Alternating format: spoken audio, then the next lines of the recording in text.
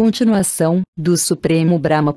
O aspecto seguinte é duplo, Prakriti, tanto exteriorizado como não exteriorizado, e o tempo é o último na teogonia órfica. Cronos é descrito como sendo também um deus ou agente gerado. Neste estágio do redespertar do universo, o simbolismo sagrado representa como um círculo perfeito com o ponto, raiz, no centro. Este signo era universal, portanto nós o encontramos também na Cabala.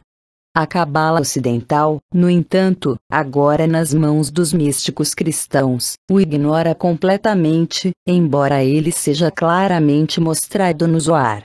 Estes sectários começam pelo final, e apresentam como um símbolo do cosmo pré-genético este signo, chamando de a união da rosa e da cruz, o grande mistério da geração oculta, de onde vem o nome, Rosa Cruzes, Rosa Cruz. No entanto, como se pode ver a partir do mais importante e mais bem conhecido dos símbolos Rosa-Cruzes, existe um que nunca até agora foi compreendido nem mesmo pelos místicos modernos. É o símbolo do pelicano que rompe e abre seu próprio peito para alimentar seus 7 filhotes, o verdadeiro credo dos irmãos da Rosa Cruz e um produto direto da doutrina secreta oriental. Brahma, de gênero neutro, é chamado de Kala-Ansa, o que significa, como explicado por orientalistas ocidentais, o eterno cisne ou ganso. Veja a Estância Yuir, comentário 8. E o mesmo ocorre com Brahma, o Criador. Um grande erro fica desse modo à mostra. É Brahma, neutro, que deveria ser referido como Ansa Vahana, aquele que usa o cisne como seu veículo, e não Brahma, o Criador. Brahma é o verdadeiro Kala-Ansa, enquanto Brahma, neutro, é Ansa, e a Ansa, como será explicado no comentário. Deve ser levado em conta que os termos Brahma e para Brahman 131 não são usados aqui porque eles pertencem à nossa nomenclatura esotérica, mas apenas porque são mais familiares para os estudantes ocidentais. Ambos são os perfeitos equivalentes dos nossos termos com uma, 3 e 7 vogais, que correspondem ao todo uno, e ao uno todo em tudo. Estes são os conceitos básicos sobre os quais está estabelecida a doutrina secreta. Não cabe fazer aqui a defesa deles, nem dar qualquer comprovação do seu caráter intrinsecamente razoável. Tampouco posso fazer uma pausa para mostrar como estes conceitos estão na verdade contidos, embora demasiado frequentemente sob. Assim, Spencer, embora, como Schopenhauer e von Hartmann, apenas reflitam o aspecto dos velhos filósofos esotéricos, desse modo lançando seus leitores na praia deserta do desespero agnóstico, reverentemente formula o grande mistério. Aquilo que persiste imutável em quantidade, mas sempre mudando na forma sob estas aparências sensíveis que o universo apresenta para nós, é um poder desconhecido e incognoscível, que somos obrigados a reconhecer como sem limite no espaço e sem começo ou final no tempo. É só a audaciosa teologia, nunca a ciência ou a filosofia, que busca calcular o infinito e revelar o insondável e incognoscível. Nota de H.P. Blavatsky. Vemos aqui a grafia para Brahman, mas na maior parte da obra é usada a grafia para Adra. Aparências enganosas, em cada um dos sistemas de pensamento ou sistemas filosóficos dignos deste nome. Uma vez que o leitor tenha obtido uma clara compreensão desses conceitos, e tenha percebido a luz que eles lançam sobre todos os problemas da vida, já não será necessária mais nenhuma justificação deles junto ao leitor, porque sua veracidade será tão evidente quanto a existência do Sol no céu. Passo adiante, portanto, abordando o assunto das estâncias tal como elas são dadas neste volume, e acrescentando um esboço mínimo delas, com a esperança de tornar a tarefa do estudante mais fácil colocando diante dele, em poucas palavras, a ideia geral que é explicada através delas. Estância 1. A história da evolução cósmica, tal como descrita nas estâncias, e, digamos assim, a fórmula algébrica abstrata desta evolução. Assim, o estudante não deve pensar que encontrará na estância um relato de todos os estágios e de todas as transformações que ocorrem entre o primeiro começo da evolução universal e o nosso estado atual. Publicar um tal relato seria impossível porque ele não poderia ser compreendido por seres humanos que não entendem nem sequer a natureza do plano de existência imediatamente superior àquele em que, de momento, a sua natureza está situada, e ao qual está limitada. As estâncias apresentam, portanto, uma fórmula abstrata que se pode aplicar, mutatis mutandis, a toda evolução, isto é, a evolução de nossa pequena Terra, a evolução da cadeia de planetas a que pertence a Terra, a evolução do universo solar que contém essa cadeia, e assim sucessivamente, em escala ascendente, até que a mente fica perplexa e exausta pelo esforço. As 7 instâncias dadas neste volume representam os 7 termos desta fórmula abstrata. Elas se referem às 7 grandes etapas do processo evolutivo, e as descrevem. Estas etapas são mencionadas nos Puranas como as 7 criações, e na Bíblia como os dias da criação. A primeira instância descreve o estado do todo uno durante o Pralaya, antes da primeira vibração da manifestação que volta a despertar. Basta uma breve reflexão para perceber que um tal estado pode ser apenas simbolizado. Descrevê-lo é impossível. Além disso, pode-se simbolizá-lo usando apenas negações, já que, como ele é o próprio estado do absoluto, não pode ter nenhum dos atributos específicos que empregamos para descrever objetos de maneira afirmativa. Por isso, só se pode sugerir este estado recorrendo às negações dos atributos mais abstratos, que os seres humanos sentem, mais do que compreendem, e que são os limites mais remotos alcançáveis pelo seu poder de percepção. Mutatis mutandis latim, isto é, com as adaptações necessárias. Para a mente ocidental, o estágio descrito na estância é tão idêntico ao mencionado na primeira estância que para expressar a ideia da sua diferença se precisaria escrever um tratado. Portanto, convém deixá-lo a cargo da intuição e das faculdades superiores do leitor, pelas quais entenderá, até onde puder, o significado das frases alegóricas empregadas. Em verdade, deve-se ter presente que todas estas instâncias falam mais às faculdades internas do que à compreensão convencional do cérebro físico. A instância Yin descreve o redespertar do universo para a vida, depois do Pralaya. Ela retrata o surgimento das mônadas, quando elas abandonam o seu estado de absorção dentro do Uno. É o primeiro estágio e também o mais elevado na formação dos mundos, pois o termo mônada pode ser aplicado igualmente ao mais vasto sistema solar e ao mais diminuto átomo. A instância IV mostra a diferenciação do germe do universo na hierarquia setenária de poderes divinos conscientes, que são as manifestações ativas da energia suprema única. Eles são os construtores, aqueles que dão forma, e em última instância os criadores de todo o universo manifestado, apenas na acepção em que o termo criador é compreensível. Eles orientam e guiam o universo. Eles são os seres inteligentes que ajustam e controlam a evolução, expressando, em si mesmos, aquelas manifestações da lei na que conhecemos como as leis da natureza em geral. Eles são conhecidos como Dhyashorans, embora, na doutrina secreta, cada um dos seus vários grupos tem a sua própria designação. Esta etapa da evolução é mencionada na mitologia hindu como a criação dos deuses. Na instância V é descrito o processo da formação do mundo. Primeiro, a matéria cósmica difusa, depois, o remoinho ígneo, a primeira etapa na formação de uma nebulosa. Essa nebulosa se condensa e, depois de passar através de várias transformações, forma um universo solar, uma cadeia planetária, ou um único planeta, conforme o caso.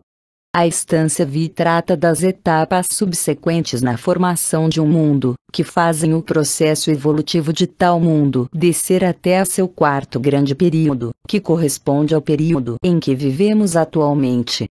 A instância Vi continua a história, descrevendo a descida da vida até a aparição do homem.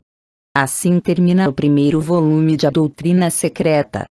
O desenvolvimento do homem desde a sua primeira aparição sobre a Terra, nesta ronda, até o estado que ele ocupa agora, irá constituir o tema do volume segundo. Nota: as instâncias que são a tese de cada seção estão apresentadas na sua tradução moderna, pois seria pior que inútil tornar o tema ainda mais difícil introduzindo a fraseologia arcaica do original, cujas palavras e cujo estilo são enigmáticos. São dados trechos das traduções chinesa, tibetana e sânscrita dos comentários originais em Senzar, e de comentários sobre o livro de Dzyan. É a primeira vez que este material é traduzido para um idioma europeu. É quase desnecessário afirmar que aqui se introduzem apenas partes das 7 instâncias. Se elas fossem publicadas na íntegra, ninguém as compreenderia, exceto alguns poucos ocultistas de alto nível. Tampouco há necessidade de dizer ao leitor que a autora, ou melhor, a humilde redatora, não entende melhor do que a maior parte dos profanos estas passagens proibidas. Para facilitar a leitura e para evitar a frequente referência a notas de pé de página, decidiu-se que seria melhor unir os textos e os comentários, usando os termos sânscritos e tibetanos mais adequados, sempre que estes não podem ser evitados, em lugar dos termos originais. Especialmente porque tais nomes são todos sinônimos aceitos, sendo usados os termos originais apenas entre um mestre e seus chelas, discípulos. Assim, se fôssemos traduzir o primeiro verso usando só os substantivos e os termos técnicos tal como se empregam em uma das versões tibetana e Senzar, teríamos Toagin Zigil dormiu 7 corlo. Zodmana Ziba. Todo Nugaseio. Konshog não, Tianka não, Leshoa não, Tembrel Shugni não, Dharmakaya cessado, Tjinshang não se tinha convertido em Banang Sain Govomid, Sotogin Sim na noite de Sunshan e Ondrub, Paranispana, etc., etc. Tudo isso soaria como mero abracadabra. Como esta obra foi escrita para instruir os estudantes do ocultismo, e não para benefício dos filólogos, evitaremos sempre que for possível os termos estranhos. Mantemos apenas os termos intraduzíveis, que não podem ser compreendidos sem a explicação do seu significado. Mas todos estes termos são apresentados na sua forma sânscrita. Não é necessário lembrar ao leitor que estas palavras são em quase todos os casos desenvolvimentos mais recentes do sânscrito, e pertencem à quinta raça raiz. A raça Atlante não falava o sânscrito que se conhece atualmente. Neste ponto, estamos na página 23 do volume 1 do original em inglês. O Senzar, idioma secreto, é usado pelos adeptos segundo HPB afirma no artigo. Já numa nota de pé de página para o artigo Zoroastrianis Nand Occult Philosophy Theosophist, Índia, junho 1883, página 225, ela afirma que o Senzar era usado pelos iniciados da Índia arcaica. Cabe lembrar que nos escritos da teosofia original o termo iniciado tem significado semelhante ao de adepto. Sobre este tema, veja também o auto da página 200 do volume 2º da edição original da presente obra, The Secret Doctrine. A maioria dos termos filosóficos usados nos sistemas indianos posteriores ao período do Mahabharata não estão nos Vedas, nem podem ser encontrados nas instâncias originais, mas só os seus equivalentes são encontrados. O leitor que não é teosofista é convidado mais uma vez a considerar tudo o que se segue como uma história de fadas, se quiser. No melhor dos casos, como uma especulação de sonhadores, ainda não demonstrada e, na pior possibilidade, como mais uma hipótese entre as muitas hipóteses científicas, passadas, presentes e futuras, algumas já destruídas, e outras que estão desvanecendo. Esta hipótese não é de modo algum pior do que muitas das assim chamadas teorias científicas. E em cada caso ela é mais filosófica e mais provável. Tendo em vista a necessidade de numerosos comentários e explicações, as referências das notas de pé de página são dadas da forma usual, enquanto as frases a serem comentadas são dadas com números. Mais material será encontrado nos capítulos sobre simbolismo na parte 2ª, assim como na parte 3ª, e eles em muitos casos terão mais informação do que o texto principal. Aqui termina o proêmio. Neste ponto, estamos à página 24 do original em inglês. Volume 1, Parte 1. Evolução Cósmica. 7 instâncias traduzidas com comentários do livro secreto de Dzian. Não havia coisa alguma. O céu claro e distante não existia, nem havia o amplo telhado celestial, espalhado ao alto. O que é que encobria tudo? O que o abrigava? O que o ocultava? Seria o insondável abismo das águas. Não havia a morte, porém nada havia de imortal. Não existia diferença entre o dia e a noite. Só aquilo que é uno respirava sem respirar, sozinho, e desde então nada jamais existiu fora daquilo. Havia a escuridão, e no início tudo estava velado em trevas profundas, um oceano sem luz. O germe ainda coberto pela casca despertou, como natureza una, devido ao intenso calor. Quem sabe o segredo? Quem o proclamou aqui? De onde veio, esta criação múltipla? Os próprios deuses só passaram a existir mais tarde. Quem sabe de onde surgiu esta grande criação? Aquilo, de onde veio esta grande criação, o mais elevado vidente que está no mais alto céu, só ele sabe a resposta, ou talvez nem ele saiba. Olhando a eternidade, antes que as bases da terra fossem estabelecidas, tu existias. E quando a chama subterrânea romper a sua prisão e devorar a estrutura, tu ainda existirás como existias antes, sem conhecer o que é mudança, quando o tempo já não existir. Pensamento infinito, divina eternidade. A evolução cósmica em 7 instâncias traduzidas do livro de Dzian. Instância 1. Envolta em suas vestes sempre invisíveis, a eterna origem havia dormido, mais uma vez, durante 7 eternidades. 2. O tempo não existia, pois estava adormecido no seio infinito da duração. 3. A mente universal não existia, porque não havia aí para contê-la. 4. Os 7 caminhos para a bem-aventurança não existiam. As grandes causas do sofrimento não existiam, pois não havia ninguém que as produzisse ou que ficasse dominado por elas. 5.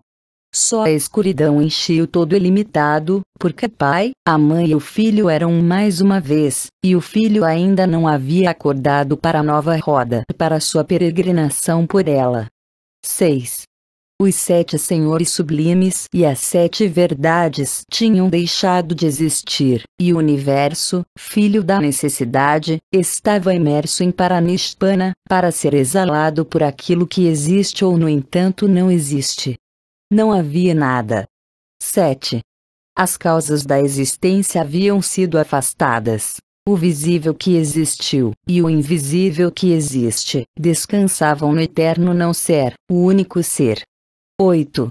Só a forma única de existência se estendia ilimitada, infinita, sem causa, em um sono sem sonhos. E a vida pulsava inconsciente no espaço universal, ao longo daquela total presença que é percebida pelo olho aberto de Dhamma. 9.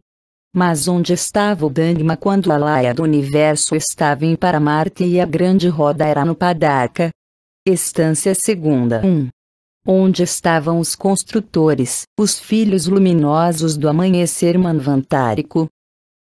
Na escuridão desconhecida, no Paranishpana do Zai.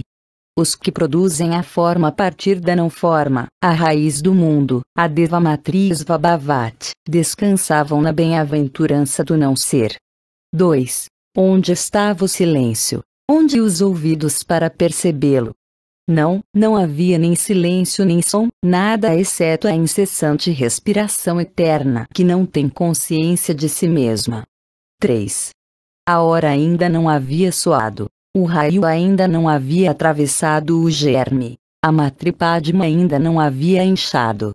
4. O coração dela ainda não se abrira para que entrasse o raio único, e para que assim caísse no seio de Maya, tal como o 3 cai no 4. 5.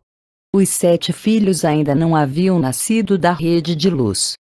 Só a escuridão era pai e mãe, Svabhavat. Svabhavat estava em escuridão. 6. Estes 2 são o germe, e o germe é um.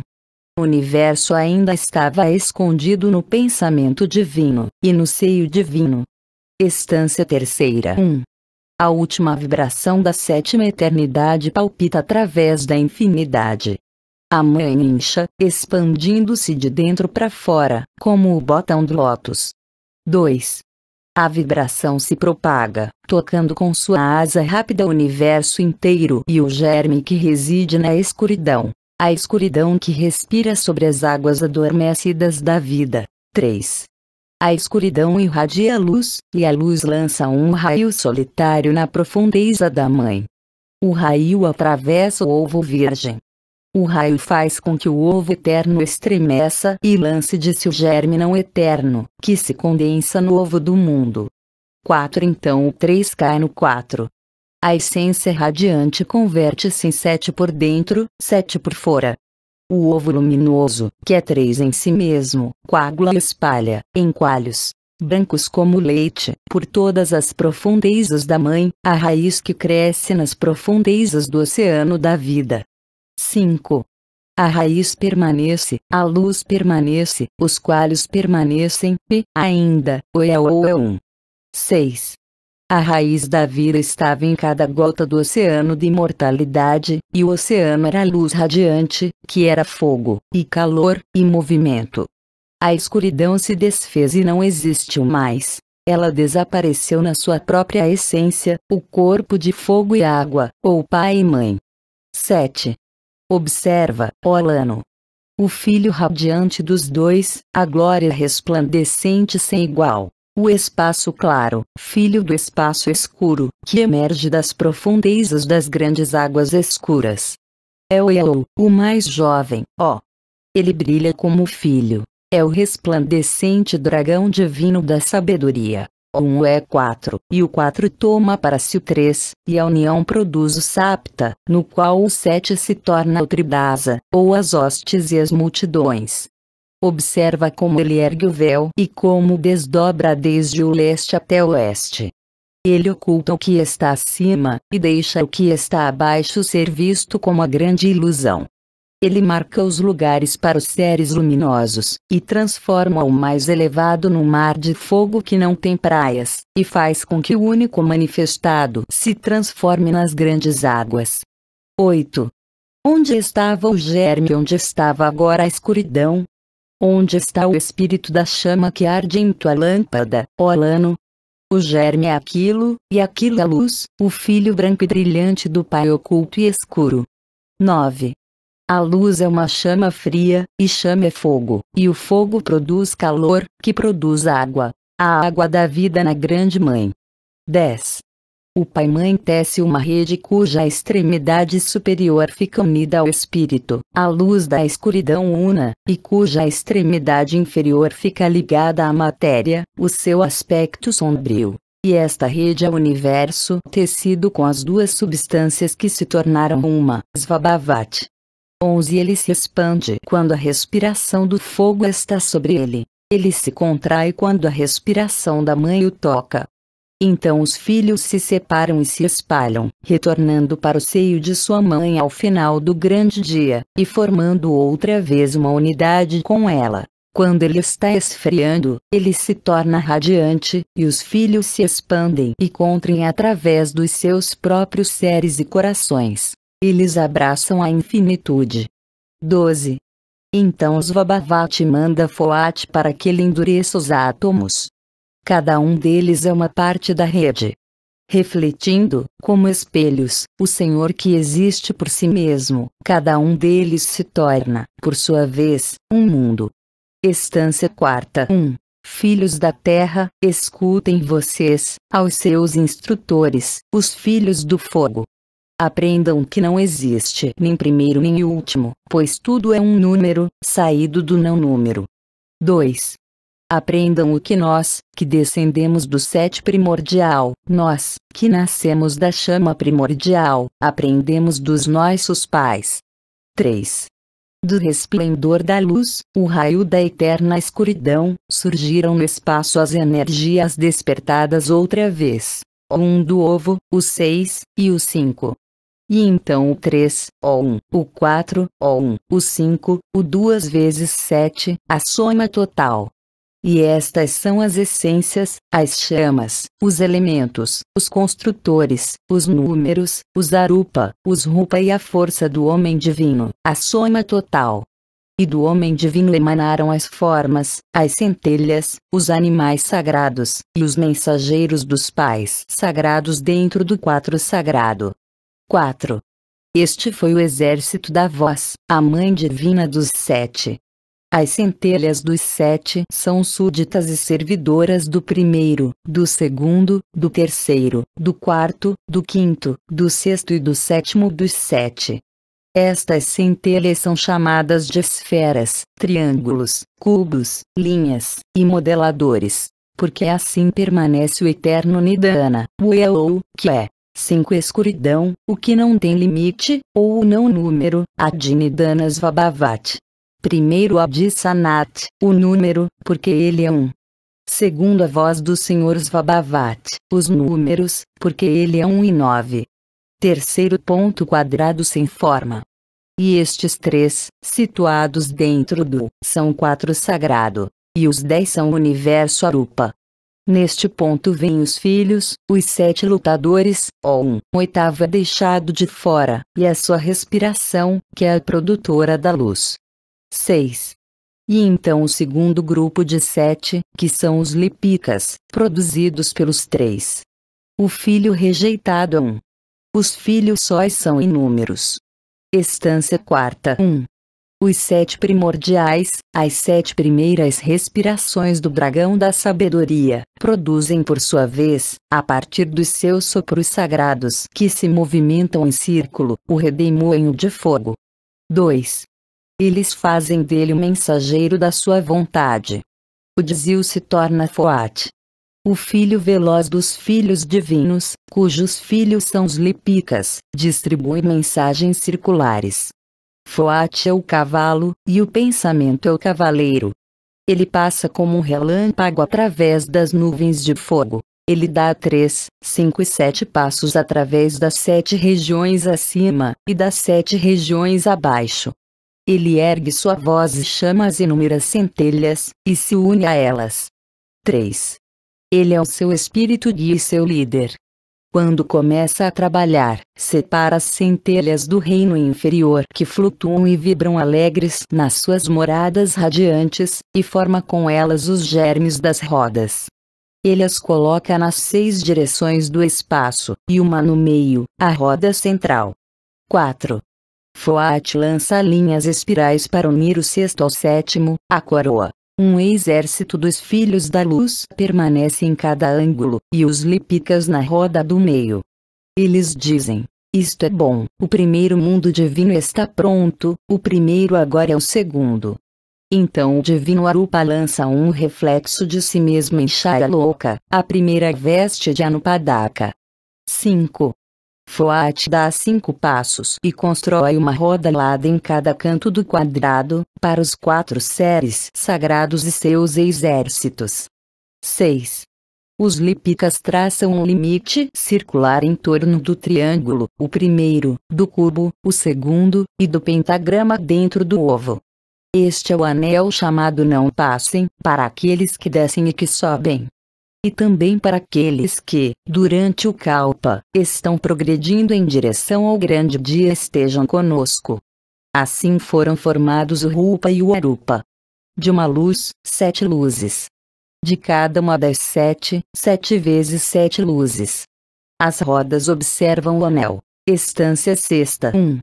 Pelo poder da Mãe de Misericórdia e Conhecimento, Kvan Lin, a tríplice de Kvan Shain, que reside em Kvan Lintien, e tem do Fuat, a respiração dos seus filhos, o filho dos filhos, evocado, desde o abismo inferior, a forma ilusória de Sint Shan e os 7 elementos. 2. O ser veloz e radiante produz os 7 centros Laya, contra os quais nada poderá prevalecer até o grande dia estejam conosco, e coloca o universo sobre estes alicerces eternos, que rodeiam Tsint Shan junto com os germes elementares. 3. Dos 7, o primeiro deles manifestado, 6 ocultos, 2 manifestados, 5 ocultos, 3 manifestados, 4 ocultos, 4 visíveis, 3 ocultos, 4 e um Tsan revelados, 2,5 ocultos, 6 por serem manifestados, 1 deixado à parte. Finalmente, 7 pequenas rodas giram, cada uma dá nascimento à outra. 4. Ele as constrói à semelhança de rodas mais antigas, colocando-as nos centros imperecíveis. Como Fuat as constrói? Ele reúne o pó de fogo. Ele faz bolas de fogo, passa através delas e ao redor delas, dando-lhes vida, e então as coloca em movimento, algumas delas num sentido, outras em outro sentido. Elas são frias, ele as torna quentes. Elas são secas, ele as torna úmidas. Elas brilham, ele as abana e as resfria. Assim age Fuat desde um crepúsculo ao outro, durante 7 eternidades. 5. Na quarta vez, é dito aos filhos que criem suas imagens. 1/3 se recusa a fazê-lo, 2/3 obedecem. A maldição é pronunciada. Eles vão nascer na quarta, irão sofrer e causar sofrimento. Esta é a primeira guerra. 6. As rodas mais antigas girarão para baixo e para cima. As ovas da mãe enchiam o todo. Batalhas eram travadas entre os criadores e os destruidores, e batalhas eram travadas por causa do espaço. A velocidade aparecia e reaparecia continuamente. 7.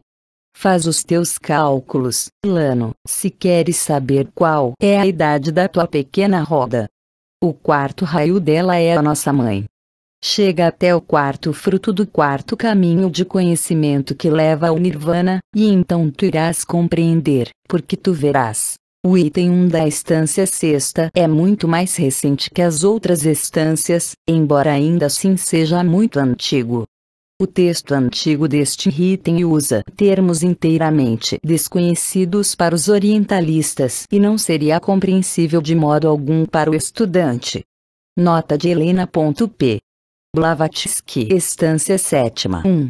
Observa o começo da vida sensível sem forma. Primeiro o divino, que surge da mãe espírito. Depois, o espiritual. Os 3 que surgem do 1, os 4 do 1, e os 5, dos quais surgem os 3, os 5 e os 7. Estes são o tríplice, o quádruplo voltado para baixo, os filhos nascidos da mente do primeiro Senhor, os 7 brilhantes. São eles que são tu, eu, e ele, ó Lano. Eles cuidam de ti da tua mãe terra. 2. O raio uno multiplica os raios menores. A vida precede a forma, e a vida sobrevive ao último átomo da forma. Através dos inúmeros raios surge o raio da vida, ó assim como o fio que passa por muitas contas. 3. Quando 1 se torna 2, aparece o tríplice, e os 3 são 1. E este é o nosso fio, ó Lano, o coração do homem planta chamado Sattva-dharma. 4. É a raiz que nunca morre, a chama de 3 línguas, das 4 mechas. As mechas são as centelhas que atraem da chama de 3 línguas projetada pelos 7, a sua chama, os raios e centelhas de uma lua refletida nas águas correntes de todos os rios da terra. 5. A centelha pende da chama pelo mais fino fio de Foat. Ela viaja através dos 7 mundos de Maia. Ela para no primeiro, e é um metal e uma pedra. Passa para o segundo e veja, uma planta. A planta atravessa 7 mudanças e se torna um animal sagrado. Dos atributos combinados destes, é formado o humano, o pensador. Quem o forma? As 7 vidas, e a vida una. Quem o completa? O lhe quíntuplo. E quem aperfeiçoa o último corpo? O peixe, o pecado, e soma. 6. Desde o primeiro a nascer, o fio entre o vigilante silencioso e a sua sombra se torna a cada mudança mais forte e radiante. A luz do sol da manhã se transformou na glória do meio-dia. 7. Esta é a tua roda atual, disse a chama à centelha. Tu és eu mesma, minha imagem e minha sombra. Eu me revesti em ti, e tu és o meu vai até o dia estejam conosco, quando tu te tornarás outra vez eu mesma e outros, e serás tu mesma e eu. Então os construtores, tendo colocado sua primeira vestimenta, descem sobre a terra radiante e reinam sobre os homens, que são eles próprios. Assim termina esta parte da narrativa arcaica, obscura, confusa, quase incompreensível. Será feita agora uma tentativa de lançar luz sobre sua obscuridade, e mostrar o significado que há debaixo da sua aparente falta de sentido. Comentários sobre as 7 estâncias e os seus termos, de acordo com sua numeração, em estâncias eslocas. Estância primeira 1. Envolta em suas vestes sempre invisíveis, a eterna origem, o espaço, havia dormido, mais uma vez, durante 7 eternidades. O espaço original é a causa eterna, sempre presente, de tudo. A causa da incompreensível divindade, cujas vestes invisíveis são a raiz mística de toda a matéria, e também do universo. O espaço é a única coisa eterna que podemos imaginar com facilidade. É imóvel em seu caráter abstrato, e não é influenciado nem pela presença nem pela ausência em si de um universo objetivo. Ele não tem dimensões, em todos os sentidos, e é autoexistente. O espírito é a primeira diferenciação daquilo, da causa sem causa que dá origem tanto ao espírito como à matéria. Segundo ensina o catecismo oculto, o espaço não é nenhum vazio ilimitado, nenhuma plenitude condicionada, mas as duas coisas. Ele sempre existiu e sempre existirá. Veja página 2 e páginas seguintes do proêmio. Assim, as vestes significam o númeno da matéria cósmica indiferenciada. Não se trata da matéria como nós a conhecemos, mas da essência espiritual da matéria, que é coeterna e existe em unidade com o espaço no seu sentido abstrato. A raiz da natureza também é a origem das propriedades sutis invisíveis, presentes na matéria visível. Ela é a alma, digamos assim, do espírito uno e infinito. Os hindus asloka é o termo sânscrito que designa um conjunto de 2 versos, usualmente unidos por uma rima, isto é, uma estrofe de 2 versos, ou dístico. O leitor deve levar em conta o fato de que nos comentários a transcrição das estâncias não é sempre literal em relação à primeira vez em que elas são apresentadas na presente obra. Esta divergência pode ser incômoda para o leitor, mas torna visível um fato da maior importância. A versão original das estâncias, a que Helena P.B. teve acesso, pode ser traduzida de várias maneiras e não de uma só. HPB preferiu a flexibilidade ao traduzi-las, provavelmente porque o ensinamento oculto é multidimensional e não pode ser reduzido linear e uniformemente às palavras e expressões de um idioma convencional. Neste ponto, estamos no alto da página 35 do volume 1º da edição original em inglês. No original, Eternal Parent, literalmente, Eterno Pai-Mãe. Nota do tradutor: chamam de Mula Prakriti, e dizem que ela é a substância primordial, isto é, a base do padi ou veículo de todo fenômeno, seja físico, mental ou psíquico. Ela é a fonte de onde o akasha se irradia. A expressão 7 eternidades se refere a éons ou períodos.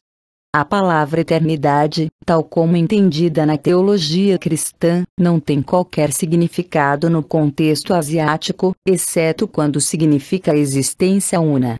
A ideia de uma eternidade ilimitada, ou de uma eternidade apenas no futuro, não passa de um equívoco. Tais noções não existem nem poderiam existir na metafísica filosófica, e eram desconhecidas até o surgimento do cristianismo eclesiástico. As 7 eternidades referidas são os 7 períodos, ou um período passando durante sua duração por 7 períodos de um manvantara, e estendendo-se por todo um maya, kalpa ou grande era, 100 anos de Brahma, o que completa um total de 311.040 trilhões de anos. Cada ano de Brahma contém 360 dias e o mesmo número de noites de Brahma, períodos calculados pelo Chandrayana ou ano lunar, e cada dia de Brahma consiste de 4.320.000.000 de anos mortais. Estas eternidades são objeto dos cálculos mais secretos, nos quais, para chegar ao verdadeiro total, cada cifra deve ser 7x, 7 a potência x, sendo que x varia de acordo com a natureza do ciclo no mundo subjetivo ou no mundo real. E cada cifra ou número se relaciona com, ou representa, todos os diferentes ciclos, desde o maior até o menor, no mundo objetivo ou irreal, devendo ser necessariamente um múltiplo de 7. A chave disso não pode ser dada, porque nela está o mistério dos cálculos esotéricos, que, do ponto de vista dos cálculos convencionais, não faz sentido. O número 7, diz a Cabala, é o grande número dos mistérios divinos. O número 10 é o do conhecimento humano total, a década pitagórica. O número 1000 é o número 10 à terceira potência, e portanto o número 7000 é também simbólico. Na doutrina secreta o algarismo e o número 4 são o símbolo masculino só no plano mais alto de abstração. No plano da matéria o 3 é o masculino e o 4 ou feminino. O vertical e o horizontal no quarto estágio do simbolismo, quando os símbolos se tornam símbolos dos poderes reprodutivos no plano físico. Estância primeira, continuação. 2. O tempo não existia, pois estava adormecido no seio infinito da duração. O tempo é apenas uma ilusão produzida pela sucessão dos nossos estados de consciência, à medida que viajamos pela duração eterna. O tempo não existe onde psíquico. Embora o termo seja usado de modo muito amplo por diferentes autores, em Blavatsky ele geralmente significa relativo ao eu inferior, especialmente às funções sensitivas deste nível ilusório de consciência. Nota do tradutor: o livro 2º, capítulo 8, do Vishnu Purana afirma: imortalidade significa existir até o final do Kalpa. Wilson, o tradutor, destaca em uma nota de pé de página: isto, de acordo com os Vedas, é o único significado da ideia de imortalidade, ou eternidade, dos deuses. Eles perecem ao final da dissolução universal, ou pralaya. E a filosofia esotérica afirma: eles não perecem, mas são reabsorvidos. Nota de H.P. Blavatsky: não haja uma consciência em que a ilusão possa ser percebida. Ele fica adormecido. O presente é apenas uma linha matemática que divide aquela parte da duração eterna que chamamos de futuro, daquela parte que chamamos de passado. Nada na Terra tem real duração, porque nada permanece sem mudar. Nada permanece igual, nem sequer durante uma bilionésima parte de um segundo. A sensação que temos da realidade da divisão do tempo conhecido como presente surge do caráter vago daquele vislumbre momentâneo, ou daquela sucessão de vislumbres, de coisas que os nossos sentidos nos transmitem, à medida que as coisas da região de ideais, que chamamos de futuro, passam para a região de memórias, que chamamos de passado. Do mesmo modo, experimentamos a sensação de duração no caso de uma faísca elétrica instantânea, devido à impressão vaga e contínua na retina. A pessoa real ou coisa real não consiste apenas do que é visto em qualquer momento particular, mas é composta da soma de todas as suas condições variadas e mutáveis, desde a sua aparição na forma material até a sua desaparição da Terra. São estas somas totais que existem desde a eternidade no futuro, e passam gradualmente pela matéria, para existir na eternidade do passado. Ninguém poderia dizer que uma barra de metal jogada no mar começou a existir quando deixou o ar, e deixou de existir quando entrou na água. Ou que a barra em si mesma consistia apenas daquela seção transversal que em determinado momento coincidiu com o plano matemático que separa, e ao mesmo tempo comunica, a atmosfera e o oceano. A mesma ideia é válida para pessoas e coisas que, enquanto se transferem daquilo que existe para aquilo que existiu, e do futuro para o passado, apresentam momentaneamente aos nossos sentidos de certo modo uma seção transversal dos seus seres totais, à medida que passam pelo tempo e pelo espaço, como matéria, no seu caminho desde uma eternidade para outra. Estas duas eternidades constituem a duração, a única instância em que qualquer coisa tem real existência, e nós saberíamos disso, se os nossos sentidos pudessem perceber o processo. Instância primeira, continuação. 3. A mente universal não existia, porque não havia aí seres celestiais para contê-la, e portanto para manifestá-la. A mente é um nome dado à soma dos estados de consciência agrupados em torno das noções de pensamento, vontade e sentimento. Durante o sono profundo, a ideação cessa no plano físico, e a memória está em suspensão temporária. Assim, durante algum tempo a mente não existe, porque o órgão através do qual o superior manifesta a ideação e memória no plano material deixou temporariamente de funcionar. Um número só pode tornar-se um fenômeno, em qualquer plano de existência, manifestando-se naquele plano através de uma base ou veículo apropriado. Durante a longa noite de descanso que é chamada de pralaya, quando todas as existências são dissolvidas, a mente universal continua sendo uma possibilidade permanente de ação mental, ou ela permanece como aquele eu superior, ego no original em inglês, verdadeiro eu, por oposição ao eu inferior ilusório. Nota do tradutor: pensamento abstrato e absoluto do qual a mente é a manifestação concreta e relativa. Os Ai, the Anshorans, são as hóstias coletivas de seres espirituais, as hóstias angélicas do cristianismo, os Elohim mensageiros dos judeus, e constituem o veículo da manifestação do pensamento e da vontade divinos ou universais. Eles são as forças inteligentes que dão à natureza e aplicam nela as suas leis, enquanto eles próprios atuam de acordo com leis impostas a eles de modo similar por poderes ainda mais altos. Mas eles não são personificações dos poderes da natureza, como alguns pensam erradamente. Esta hierarquia de seres espirituais, através da qual a mente universal entra em ação, é como um exército, uma hoste, verdadeiramente, através da qual o poder de luta de uma nação se manifesta, e que é composta do corpo do exército, de divisões, brigadas, regimentos, e assim sucessivamente, cada um com sua individualidade ou vida separada, e a sua limitada liberdade de ação e suas responsabilidades delimitadas, cada um fazendo parte de uma individualidade maior, a qual os seus próprios interesses estão subordinados, e cada um contendo individualidades menores em si mesmo. Instância primeira, continuação. 4.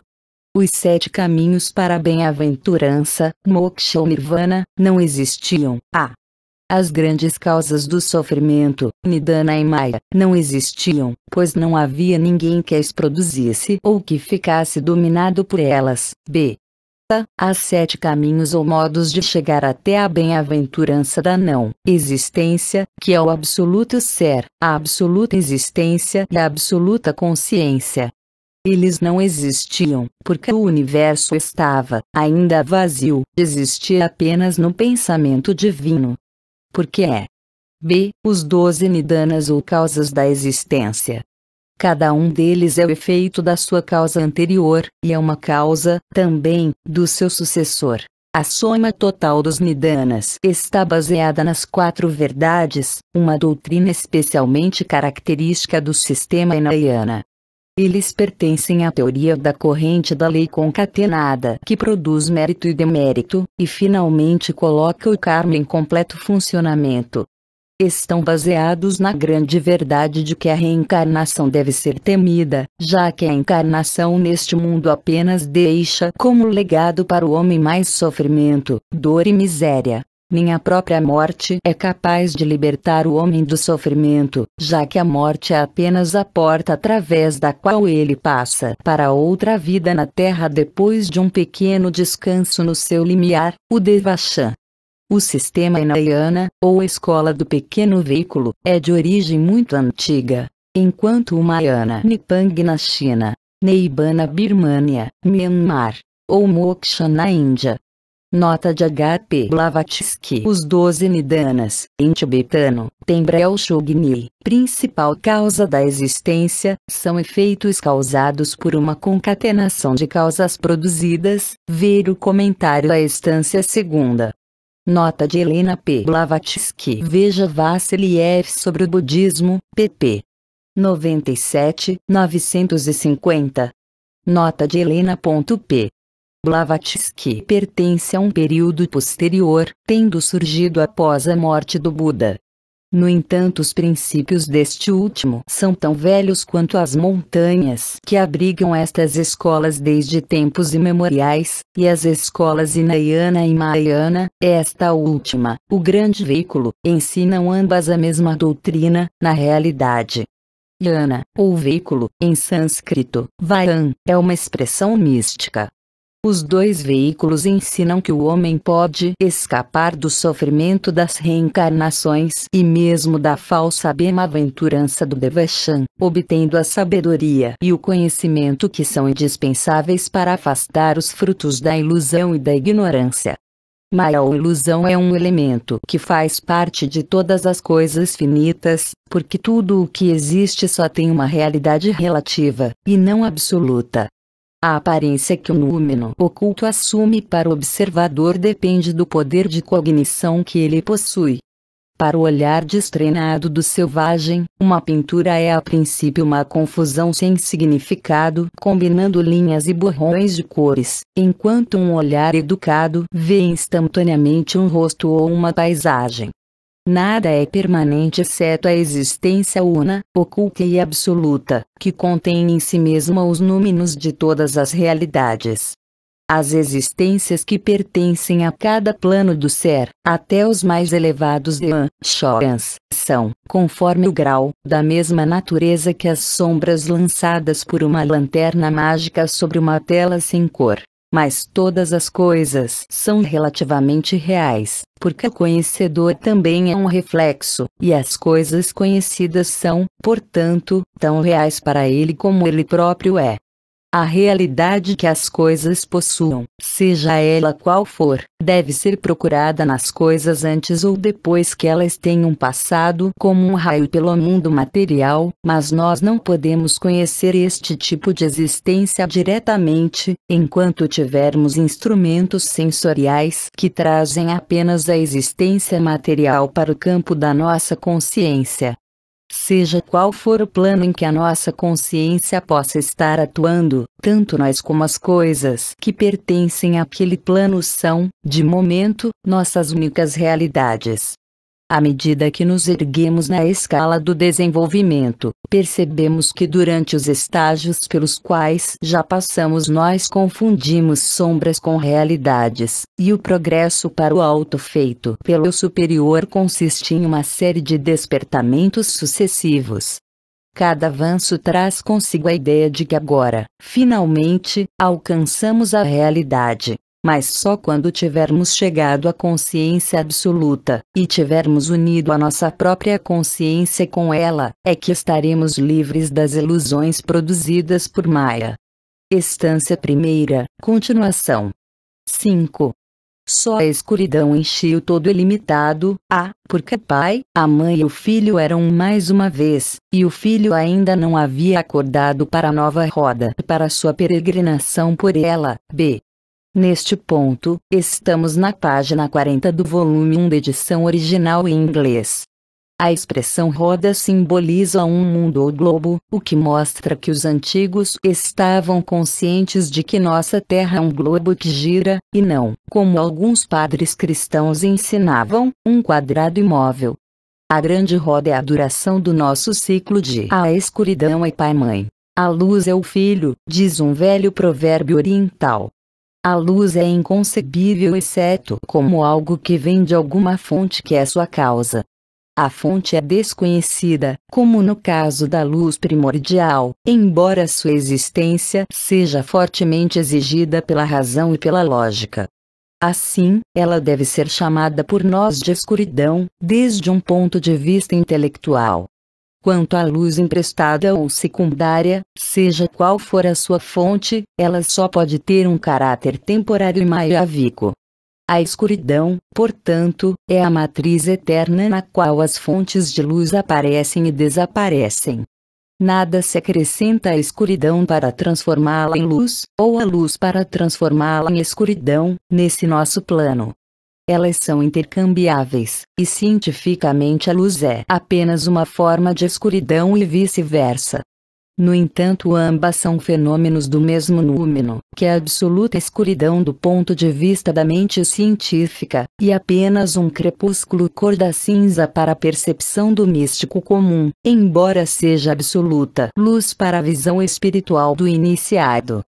O grau de percepção da luz que brilha na escuridão depende da nossa capacidade de enxergar. O que é luz para nós constitui escuridão para alguns insetos, e a visão do clarividente percebe iluminação onde a visão normal só enxerga o preto. Quando todo o universo estava mergulhado no sono, depois de retornar ao seu elemento primordial único, não havia um centro de luminosidade, e a visão não percebia luz, e a escuridão preenchia necessariamente o todo ilimitado. O pai-mãe reúne o princípio masculino e o princípio feminino na raiz da natureza. São os polos opostos que se manifestam em todas as coisas em cada plano do cosmo. Ou espírito e substância, em um aspecto menos alegórico. Deles resulta o universo, ou o filho. Eles são outra vez quando, durante a noite de Brahma, no Pralaya, todo o universo objetivo voltou à sua causa primordial eterna, para reaparecer no alvorecer seguinte, como faz periodicamente. Karana, a causa eterna, estava sozinha. Para colocar o fato de modo mais claro, Karana fica sozinha durante as noites de Brahma. O universo objetivo anterior dissolveu-se na sua causa única, primordial eterna, e é, de certo modo, mantido em dissolução no espaço, para diferenciar-se novamente e cristalizar-se outra vez no alvorecer do Manvantara seguinte, que é o começo de um novo dia ou nova atividade de Brahma, o símbolo do universo. Em linguagem esotérica, Brahma é ao mesmo tempo pai, mãe, filho, ou espírito, alma e corpo. Cada personagem simboliza um atributo, e cada atributo ou qualidade é um fluxo gradual da respiração divina em sua diferenciação cíclica, de involução e de evolução. No sentido cósmico-físico, Brahma é o universo, a cadeia planetária e a Terra. No sentido puramente espiritual, ele é a divindade desconhecida, o espírito planetário, e o homem, o filho dos dois, a criatura que surge do espírito e da matéria, uma manifestação deles nas periódicas aparições do homem na Terra durante as rodas, ou manvantaras. Veja parte 2º do volume 1, parágrafo 7, Dias e Noites de Brahma. Existência, ou Mahakalpa, isto é, a revolução completa da nossa cadeia especial de 7 planetas ou esferas desde o início até o final. As pequenas rodas significam as rondas, também em número de 7. Nota de H.P. Blavatsky, Estância 1, continuação. 6. Os 7 senhores sublimes e as 7 verdades tinham deixado de existir. E o universo, filho da necessidade, estava imerso em Paranishpana, perfeição absoluta, para Nirvana, o que é Yong-Grub, para ser exalado por aquilo que existe ou no entanto não existe. Não havia nada. Os 7 senhores sublimes são os 7 espíritos criativos, os Deanshorans, que correspondem aos Elohim hebreus. Esta é a mesma hierarquia de arcanjos a qual São Miguel, São Gabriel e outros pertencem na teogônia cristã. A diferença é que enquanto São Miguel, por exemplo, tem permissão na teologia dogmática latina para zelar por todos os promontórios e golfos, no sistema esotérico, os Deanis zelam sucessivamente por cada uma das rondas e das grandes raças raízes da nossa cadeia planetária. Considera-se, além disso, que eles mandam os seus bodhisattvas, os equivalentes humanos dos Dhyani Budas, sobre os quais leia mais adiante, a cada ronda e cada raça. Das 7 verdades e revelações, ou melhor, 7 segredos revelados, só 4 foram transmitidos a nós, porque estamos ainda na 4ª ronda, e o mundo também só teve 4 Budas, até agora. Esta é uma questão bastante complicada, e será tratada de modo mais amplo, mais adiante. Até agora há apenas 4 verdades, e 4 Vedas, dizem os hindus e os budistas. Por uma razão similar, Irineu insistiu na necessidade dos 4 evangelhos.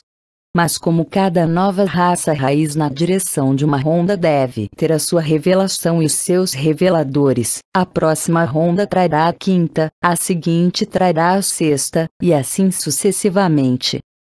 Paranishpana é a perfeição absoluta que todas as existências alcançam na conclusão de um grande período de atividade, ou Mahamanvantara, e na qual elas descansam durante o período de repouso que lhe sucede. Em tibetano, seu nome é Yong-Grub. Até a época da escola Yogacharya, a verdadeira natureza do Paranirvana era ensinada publicamente. Mas desde então este ensinamento se tornou inteiramente esotérico, e por isso há tantas interpretações contraditórias sobre ele. Só um verdadeiro idealista pode entendê-lo. Tudo é visto como ideal, exceto para Nirvana, por aquele que é capaz de compreender este estado e adquirir um conhecimento de como não eu, o vazio, e a escuridão são 3 em 1, e como só eles são autoexistentes e perfeitos. Ele é absoluto, no entanto, só num sentido relativo, porque ele deve dar lugar para uma perfeição absoluta ainda maior, de acordo com um padrão mais elevado de excelência no período seguinte de atividade, exatamente como uma flor deve deixar de ser uma flor perfeita e morrer, para transformar-se em um perfeito fruto, se pudermos usar uma expressão com certo tom irlandês. A doutrina secreta ensina que há um desenvolvimento progressivo de tudo, inclusive mundos e átomos, e não é possível conceber o começo nem imaginar o final deste desenvolvimento estupendo. O nosso universo é apenas um, entre um número infinito de universos, todos eles filhos da necessidade, porque são elos na grande cadeia cósmica de universos, cada um situado como um efeito na relação com o seu antecessor, e sendo uma causa em relação ao seu sucessor. Continue e não se esqueça de se inscrever e de deixar o seu gostei.